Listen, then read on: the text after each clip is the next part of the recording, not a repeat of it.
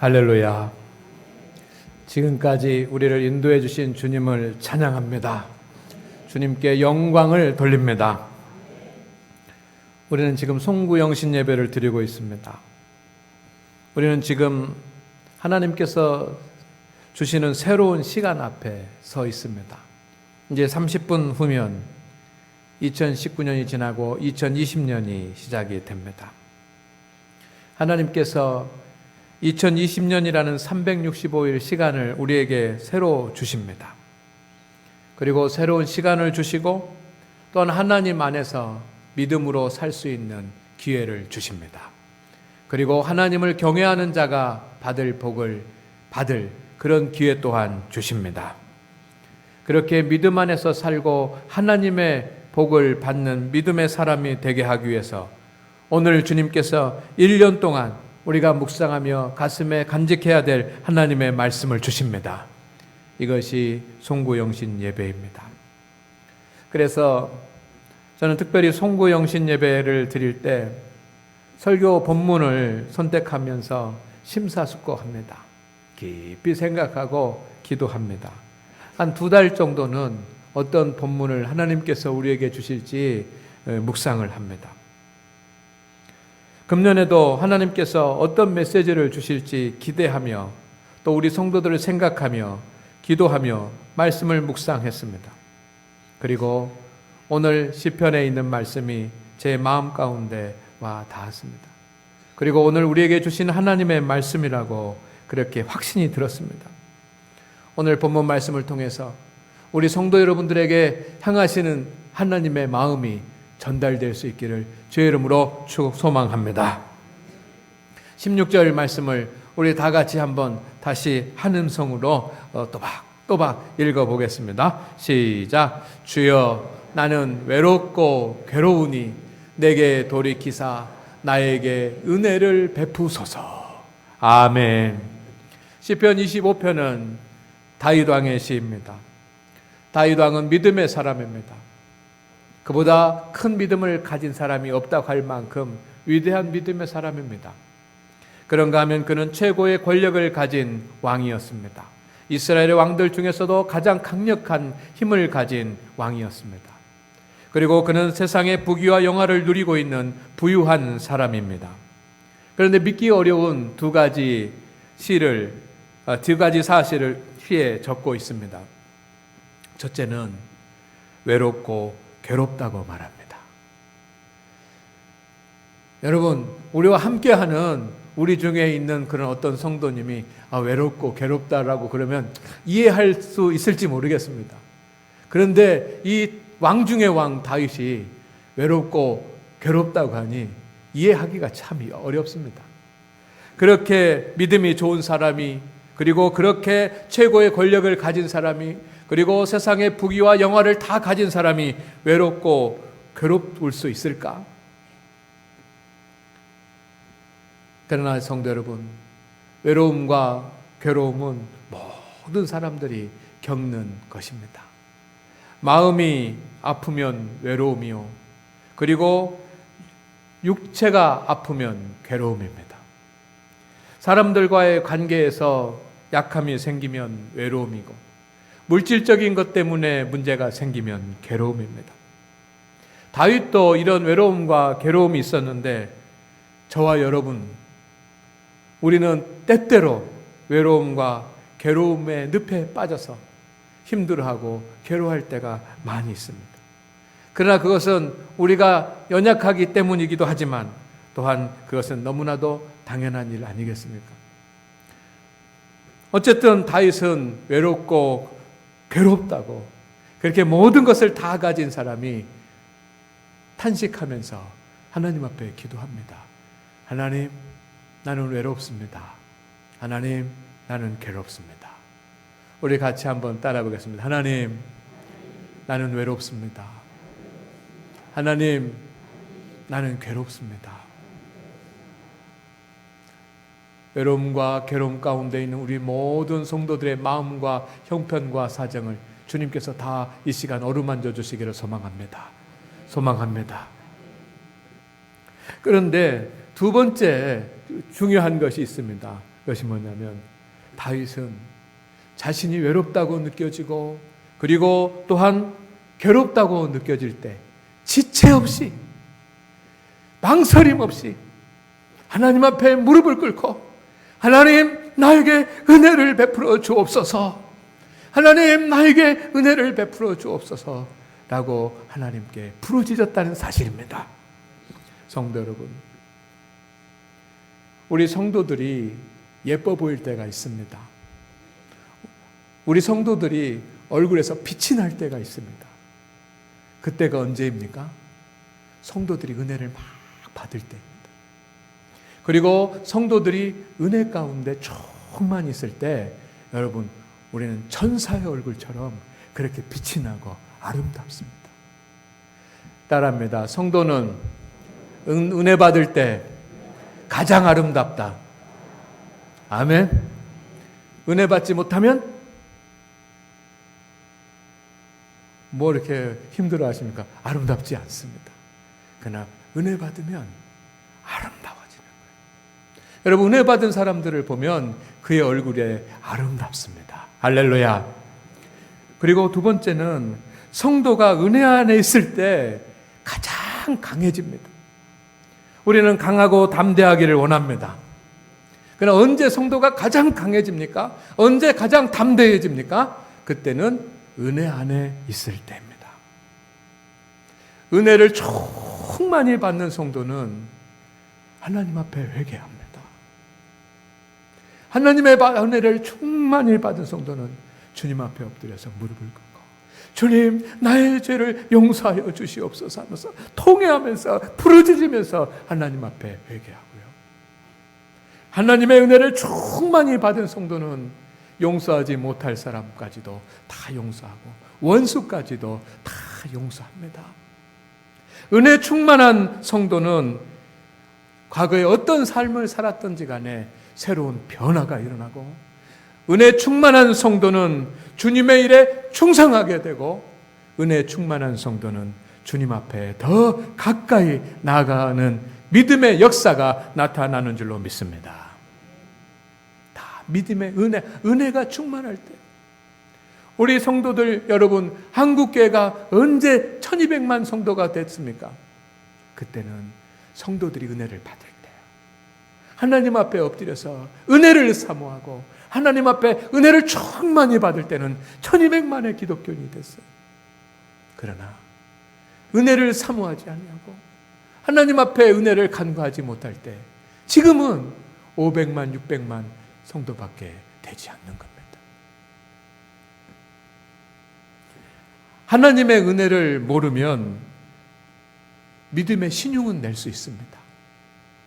그러나 곧 얼마 지나지 않아서 미천이 다 드러나서 나는 믿음이 없는 사람입니다 라고 하는 것이 다 나타나게 되어 있습니다. 은혜 아니면 믿음의 역사는 절대로 불가능한 것입니다. 오늘 하나님 앞에 예배한 우리 성도 여러분, 이제 2020년이 새로 오는데 여러분, 우리가 경계해야 될 것이 있습니다. 그것은 뭐냐면 아무리 바쁘게 살고 아무리 분주하게 살더라도 여러분의 경건의 삶이 게을러지지 않게 해야지만 됩니다. 경건의 삶은 어떻게 이루어집니까? 말씀의 삶과 기도의 삶으로 이루어지는 거예요. 바쁘게 산다고 경건의 삶에 게을리게 되면, 말씀을 붙잡는 일, 기도하는 일에 게으르게 되다 보면 여러분, 나도 모르는 사이에, 자신도 모르는 사이에 서서히 쉽게 은혜를 잃어버리고 맙니다. 그래서 은혜가 없는 사람이 되고 말고 은혜를 알지 못하는 사람이 됩니다. 우리 성도 여러분, 새로 주어진 한 해에는 경건의 삶에 게을르지 않기를 주의 이름으로 축원을 드립니다. 말씀과 기도의 삶에 최선을 다하기를 바랍니다. 어느 정도 해야 될까? 어느 정도 말씀을 우리가 말씀 생활을 해야지만 될까? 딱 한 가지라도 꼭 지키시기를 바랍니다. 주의 수성은 거룩한 독사입니다. 여러분, 이것은 우리 하나님께서 우리 교회에게 주신 복입니다. 깨닫게 하신 영적인 은혜입니다. 하나님의 말씀을 붙잡고 말씀 생활을 하기를 원하시는 성도 여러분, 주의 수성은 주일날 예배 시간에 하나님께서 나에게 주셔서 내가 받은 하나님의 말씀을 6일 동안 아침 저녁으로 2번씩 3번씩 2번씩 3번씩 묵상하는 그 일을 최소한 그 일을 해야 돼.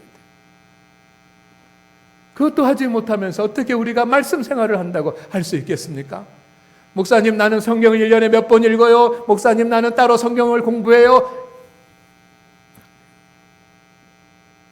그렇게 교만하지 않기를 바랍니다.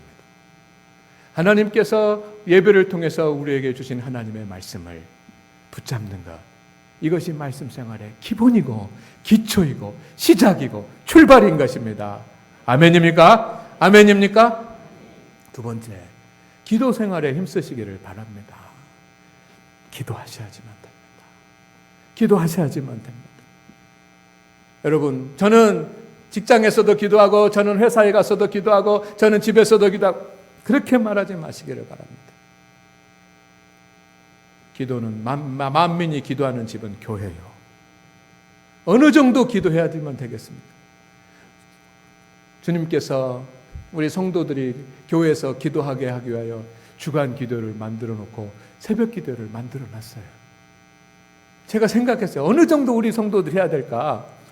날마다 나오라 그러면 손 바짝 들 테고, 여러분 주간 기도에는 한 달에 2번은 나와야 되지 않겠습니까? 새벽 기도에는 일주일에 2번은 나와야 되지 않겠습니까? 그래서 내년 2020년에는 아무리 못해도 주간 주의 수성은 거룩한 독서는 반드시 하고, 주간 기도에 2번, 새벽 기도에 2번은 내가 일주일에 2번은 꼭 나가는, 그래서 말씀과 기도의 생활에 흐트러지지 않는 그런 믿음의 성도들이 되시기를 주의 이름으로 축원을 드립니다. 권사님들, 집사님들 그렇게 하셔야지만 됩니다.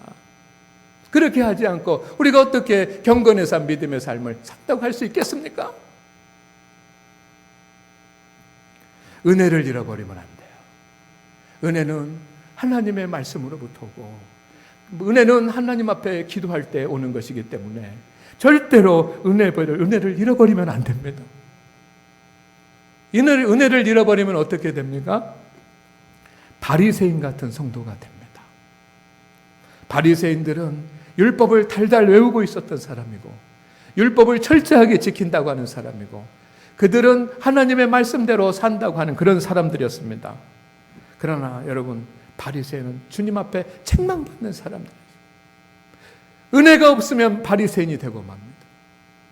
그 구약시대에 그들이 바리새인이 아니라 오늘 은혜가 내게 떠나가면 내가 바리새인이 되는 것입니다. 믿음대로 산다고 하였으나 그리스도인이 아니요 종교인일 뿐입니다. 경건의 모양은 있으나 경건의 능력은 없습니다. 그러면 믿음의 역사를 할 수가 없고 믿음의 수고를 할 수가 없는 거예요. 꼭 기억하십시오. 은혜를 잃어버리면 바리새인이 되는 것입니다. 아멘입니까? 아멘입니까?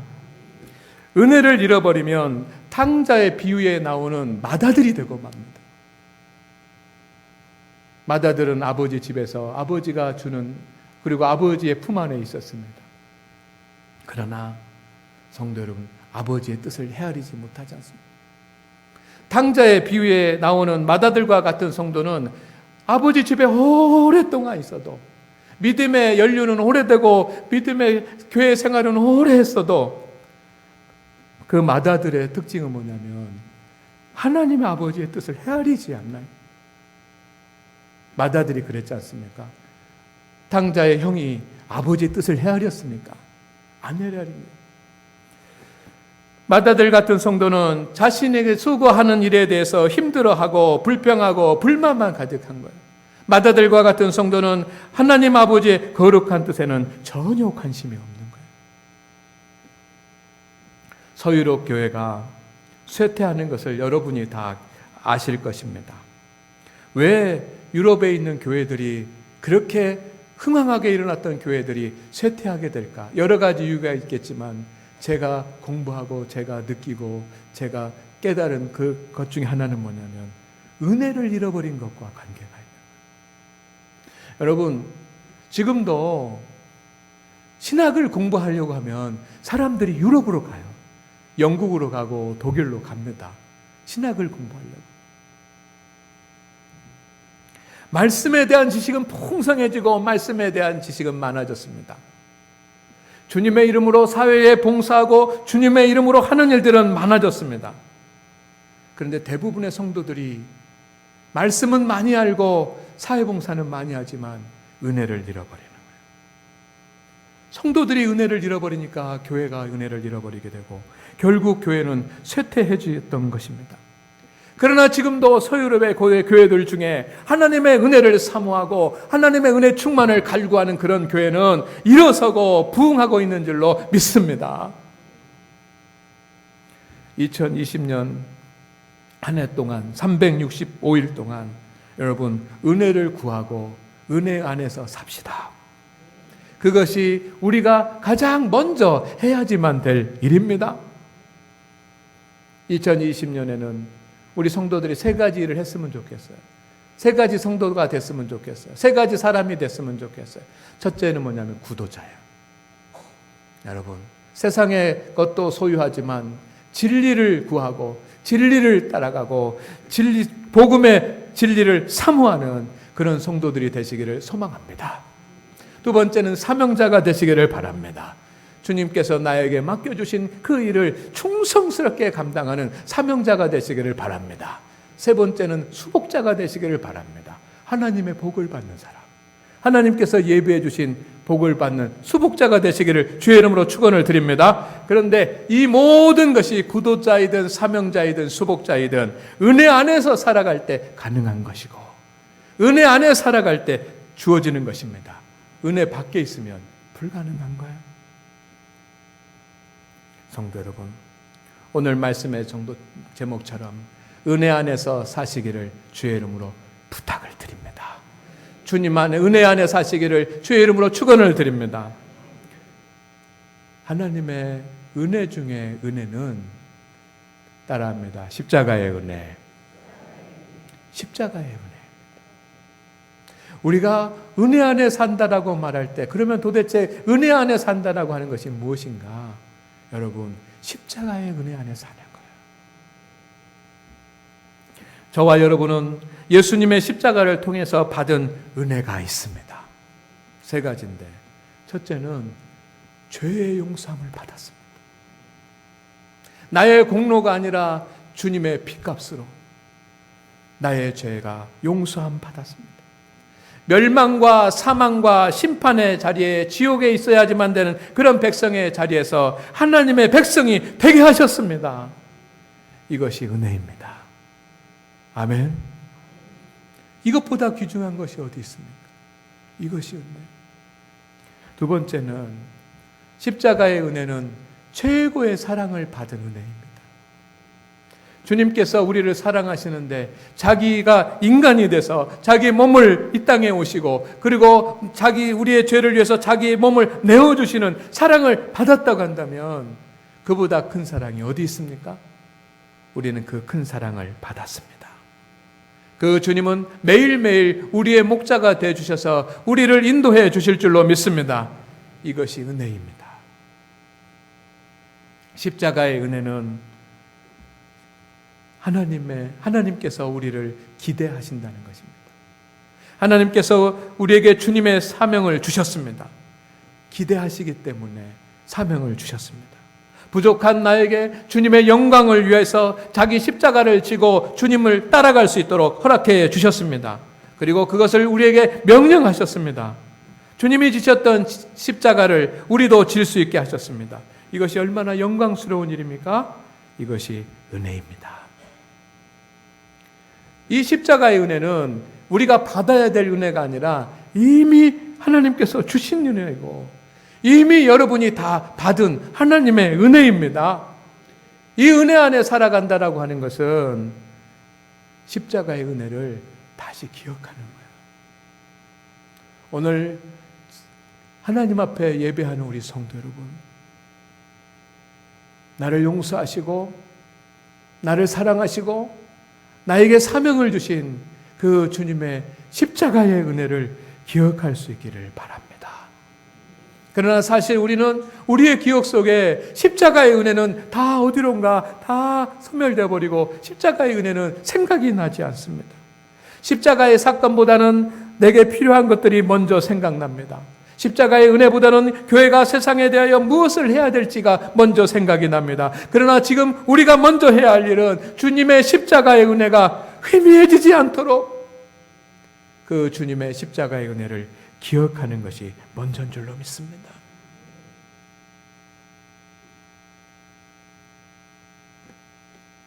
두 번째는 십자가의 은혜 안에 산다는 것은 십자가의 주님을 만나는 영적 체험을 하는 것입니다. 신앙생활은 이론으로 하는 것이 아니고, 신앙생활은 내 결단 가지고 하는 것이 아니고, 신앙생활은 내 의지 가지고 하는 것이 아니고, 우리에게는 주님을 만나는 거룩한 신비가 있습니다. 영적 체험이 있습니다. 주님을 만나는 만남이 있습니다. 그 만남의 힘으로 하는 것입니다.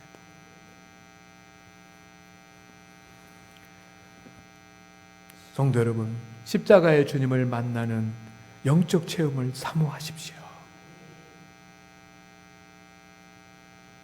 바리새인이었던 사울이 복음을 전하는 사도 바울로 변하였습니다. 그 계기가 무엇입니까? 십자가에 못 박히신 예수 그리스도를 만난 영적 체험 때문입니다. 하나님의 말씀을 많이 알아서가 아닙니다. 하나님의 음성을 들어서가 아닙니다. 여러분, 십자가에 못 박히신 예수 그리스도를 만난 영적 체험이 있었기 때문에 사울이 바울이 된 것입니다. 어느 날 다메섹으로 예수님을 믿는 사람들을 핍박하기 위해서, 예수님을 믿는 사람들을 잡아 가두옥에 가두기 위해서 길을 가고 있을 때 하늘로부터 강한 빛이 사울에게 임하였습니다. 눈이 너무 부셔서 뜰 수가 없고 너무 그 광채에 압도돼서 무릎을 꿇고 쓰러졌습니다. 그러면서 자기 앞에 있는 어떤 영적 실존에 대해서 묻습니다. 주여, 누구시니까? 당신 누구십니까? 묻습니다. 그때 주님께서 말씀합니다. 나는 네가 박해하는 예수라. 십자가에 달려 죽으신 예수 그리스도. 그를 만나고 나서 3일 뒤에 그의 눈이 떠졌을 때 그는 사울이 아니라 바울이 된 줄로 믿습니다. 우리에게 그런 영적 체험이 있어야지만 돼요. 여러분, 그런 영적 체험이 있습니까? 말씀을 읽는 중에, 기도하는 중에 그런 믿음의 역사들이 나타나기를 소망합니다. 그 경험이 없으면 영적인 어린아이입니다. 세 번째는 항상 감사하는 것입니다. 주님 안에, 십자가의 은혜 안에 산다는 것은 십자가의 은혜에 대해서 날마다 감사하는 것입니다. 여러분, 주님께서 나를 위하여 십자가에 달려 죽으신 은혜를 매일매일 감사하시기를 바랍니다. 그것을 위해서 주님이 성찬을 하게 하셨습니다. 성찬은 무엇입니까? 십자가에 달려 고난을 당하시고 우리의 죄를 위하여 대신 죽으신 예수 그리스도의 십자가를 기억하고 그 은혜에 대해서 감사하는 예식이 성찬입니다. 이렇게 은혜 안에 머물게 될 때, 여러분이 주님의 십자가의 은혜 안에 머물게 될 때 예수님처럼 용서할 수 있는 사람이 되고, 예수님처럼 사랑할 수 있게 되고, 예수님처럼 십자가를 거뜬히 질 수 있는 사람이 되는 줄로 믿습니다. 이것이 신앙의 신비입니다. 성도 여러분, 여러분이 이 사실을 알고 금년 안에 실천할 수 있기를 소망합니다.